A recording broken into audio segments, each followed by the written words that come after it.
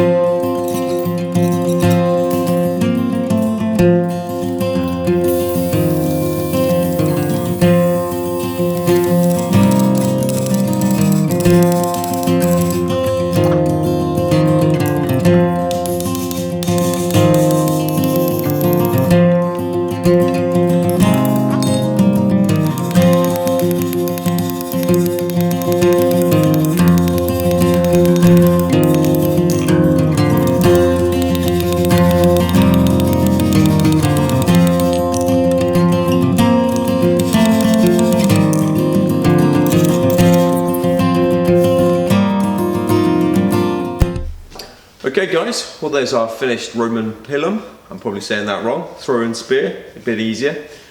Handled on a nice piece of ash, which Kristen shaped up for us. We did make us a little socket to go on the top, which I didn't film, but never mind, maybe that's one for next time. It's about 5 foot total length, which is accurate to the one we were trying to copy. So if you liked watching us make that, please click like and subscribe, and we're going to go outside and do a few test shots with it.